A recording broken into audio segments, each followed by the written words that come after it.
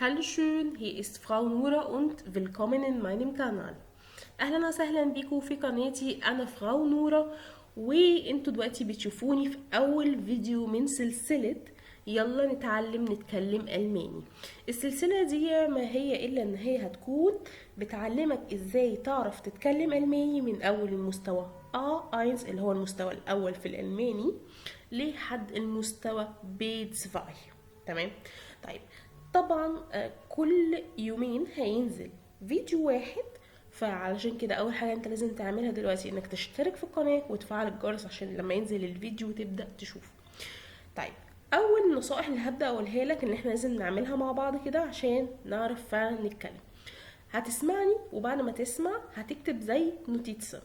يعني ايه؟ يعني هتكتب ملاحظات صغيره كده، هتجيب زي كراسه صغيره تكتب فيها المعلومات اللي انا بقولها، ممكن توقف الفيديو تروح كاتبها. رقم واحد. رقم اتنين، في جمل انا هبقى بقولها، فانت كل اللي عليك انك تعمله انك تسمعني ازاي بقرأها وتعيدها ورايا.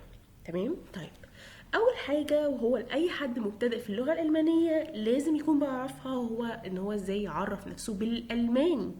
فخلينا نشوف مع بعض ازاي انا كواحدة مبتدئة في اللغة اعرف نفسي بالالماني، وايه الحاجات اللي انا لازم اذكرها عن نفسي في البداية.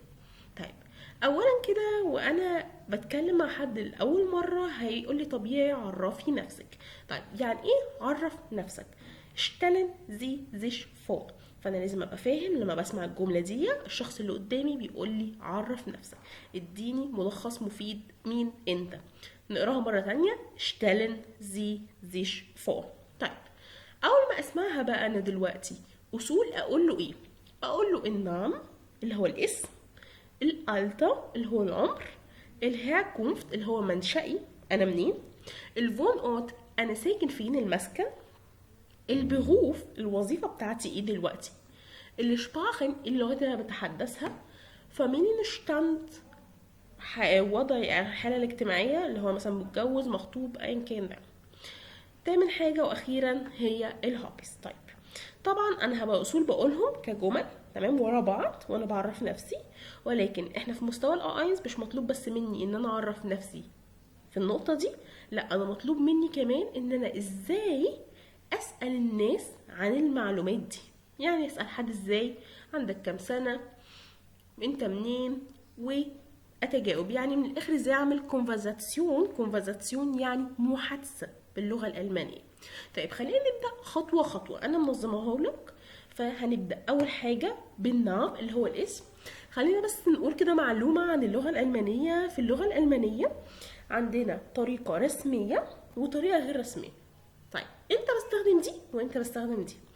انا بستخدم الطريقه الرسميه مع الناس اللي انا معرفهمش اول مره اشوفهم، تمام، او لو في مكان رسمي اي في مكان حكومي مثلا.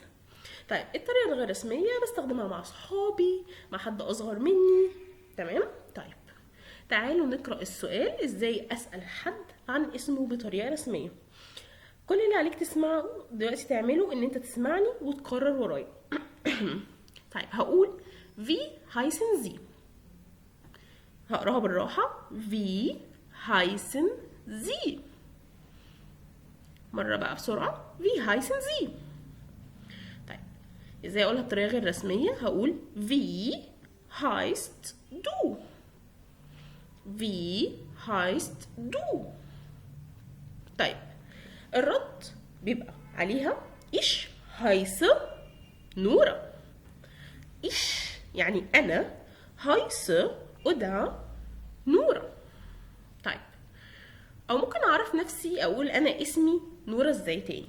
في اكتر من طريقة بالالماني. في اول واحدة احنا خدناها لو هي ان انا اقول ich heiße نورة.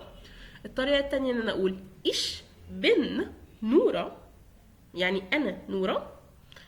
الطريقة التالتة mein Name ist نورة يعني انا اسمي نورة. تمام. طيب يبقى احنا كده دلوقتي عرفنا ازاي ان انا اسال حد اسمك ايه باللغه الالمانيه، سواء حد اكبر مني او حد انا اعرفه اصلا، او حد مثلا هو اصغر مني فممكن اساله بطريقه غير رسميه. طيب وعرفت برضو ازاي ان انا ارد. فانا اول ما حد دلوقتي هيجي يقول لي stellen Sie sich kurz vor، عرف نفسك. هبتدي اقول اسمي. فاكرين هقولها ازاي؟ يلا. برافو. هقول ich bin نورة. تمام. يبقى احنا كده خلصنا النقطة الأولى. النقطة التانية وهي العمر، الألتا. ازاي ان انا اقول عندي كام سنة؟ طيب، وازاي اسأل حد عندك كام سنة؟ طيب، عشان نبقى متفقين كده، عشان تعرف تقول عمرك انت لازم تبقى حافظ الارقام. وانت هتلاقي، لو انت دوست هتلاقي في فيديو فوق ظاهر لك دلوقتي، لو انت دوست عليه هتشوف الارقام ازاي بتتقال بالالماني. لازم تشوفه وبعد كده تتعلم ازاي تسأل حد بالالماني انت عندك كام سنة، عشان تعرف ترد عليه تقول لي انا عندي كام سنة. طيب، الطريقة الرسمية هو ان انا بقول له wie alt sind Sie. wie alt يعني كم عمر حضرتك. sind Sie كم عمر حضرتك. wie alt sind Sie. تمام. طيب، لو انا اسال حد صغير في السن هقول له wie alt bist du. دي طريقه غير رسميه. wie alt bist du. كلنا اكيد لاحظنا ان دي بنستخدمها للسؤال بصيغه رسميه. الرد بيبقى ازاي؟ ich bin واقول عمري Jahre alt. خلينا مثلا نحط اي رقم، مثلا ممكن نقول ايه، ثانيه واحده نعمل بس دويتش. 6 und 20 Jahre alt. 26. حد تاني ممكن يقول لي 20. ممكن حد تالت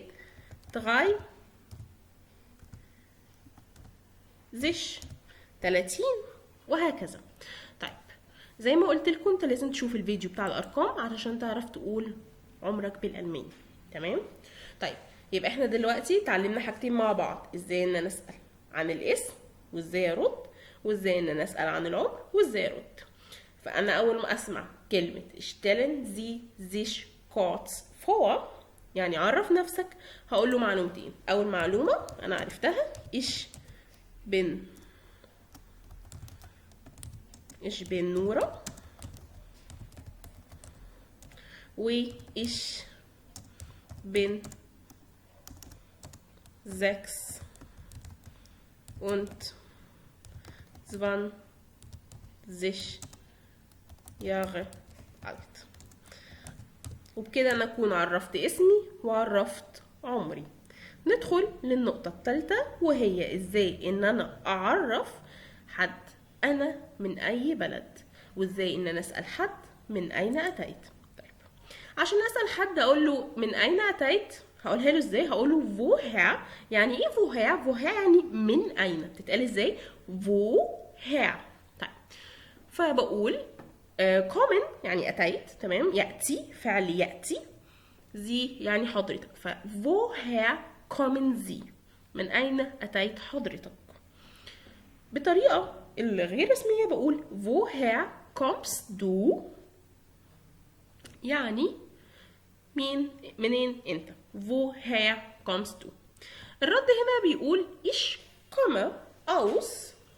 ich يعني انا، komme اتيت، aus يعني من، واكتب البلد. انا مثلا هقول مصر. ich komme aus Ägypten. طيب،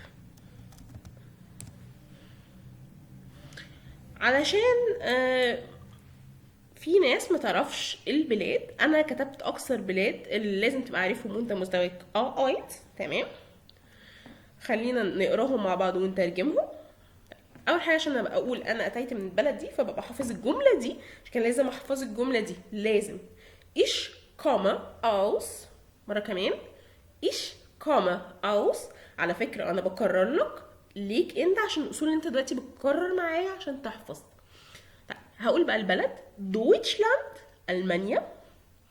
دويتشلاند هتلاحظ ان هي متقسمه من كلمه لاند يعني بلد، ارض على فكره، ودويتش الماني بلد الالماني. دويتشلاند المانيا. ايجيبتن يعني مصر. österreich أوسترايش يعني النمسا. انا بقسم اهو، اي كلمه مش عارفه اقراها في الالماني لازم اقسمها يا جماعه. مع الوقت هتلاقيك بتقول دويتشلاند، ايجيبتن، أوسترايش، هتتعود. ولكن انت لسه في البدايه، فبالراحه على نفسك، ولازم تبقى عارف ان الالماني مشهور بكلماته طويله جدا، ولكن يا جماعه هي بتبقى سهله جدا. هي كل اللي عليك تعمله ان انت تقسمها اجزاء عشان تعرف تقراها. طيب البلد اللي عندنا بعد كده فرانكرايش. فرانكرايش يعني فرنسا. فرانكرايش، فرانكرايش يعني فرنسا. طيب aus dem Iran، aus dem Iran إيران. aus dem Irak، aus dem Irak العراق. طيب هتلاحظوا حاجة صغيرة جدا، ان هنا البلاد دي كلها اوس وبحط البلد على طول، لكن هنا في استثناء بقول اوس دم ايران او اوس دم العراق. ليه؟ عشان البلاد دي ليها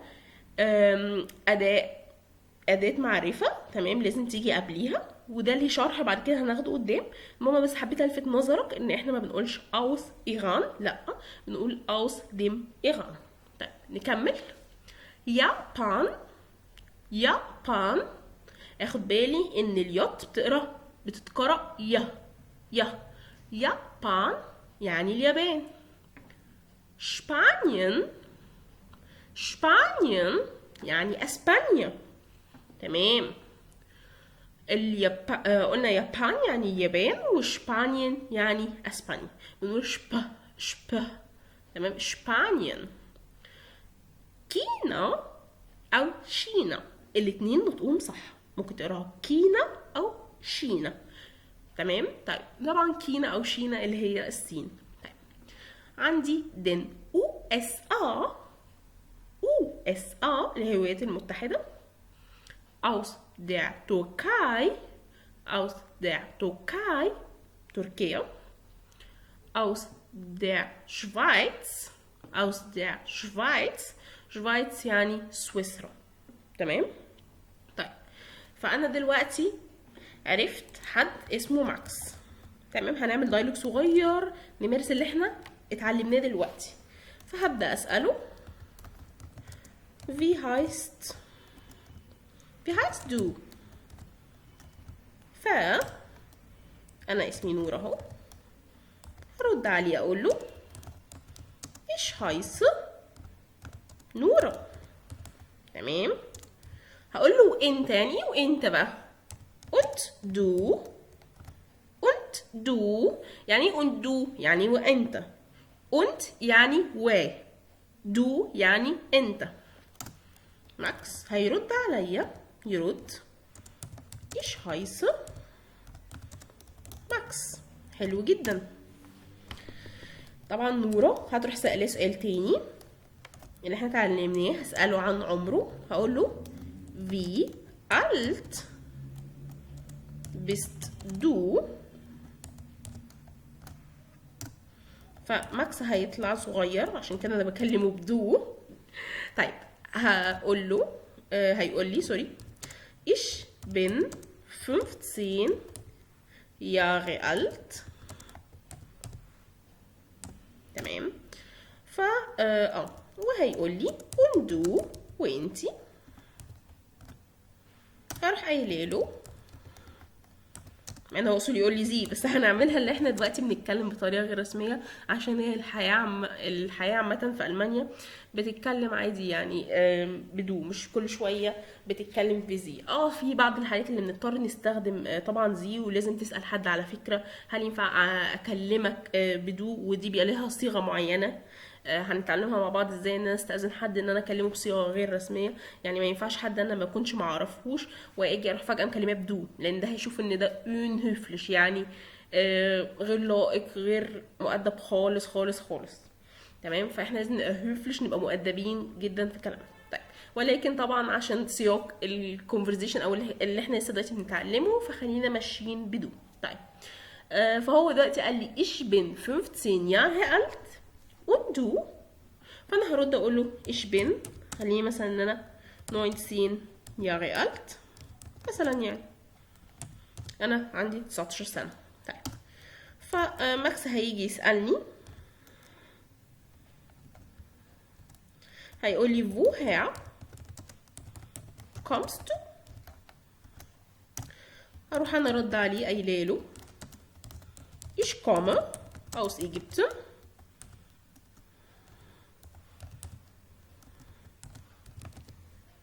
und du؟ فراح ماكس رد عليا هيقول لي ich komme، نخليك منين يا ماكس؟ نخليك من Spanien. Spanien. Ich komme aus Spanien. طيب احنا هنقف لحد هنا. احنا دلوقتي اتعلمنا 3 بونكت، اتعلمنا 3 نقاط سهول ان انا دلوقتي بعرف اتكلم عليهم، بعرف ازاي ان انا اسال حد عليهم، واعرف ازاي ان انا ارد عليهم، وبرضو اعرف ان انا اعرف نفسي. مراجعه سريعه لو انا هعرف نفسي هقول ايش، ثانيه بس نعملها جروس.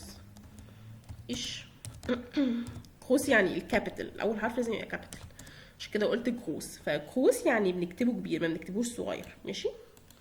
طيب ich heiße Nora und ich bin 26 Jahre alt. Ich komme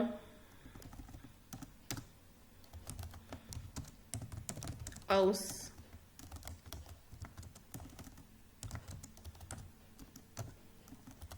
Ägypten. تمام.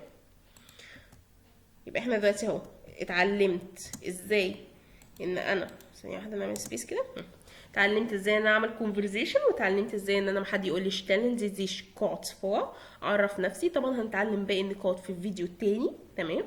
ولكن لحد دلوقتي او حد سالك وقال لك stellen Sie sich kurz vor، فانت هتقول له اسمك، هتقول له ich heiße bla bla bla und ich bin bla bla bla Jahre alt und ich komme aus اي بلا بلا بلا بقى اللي هي البلد بتاعتك.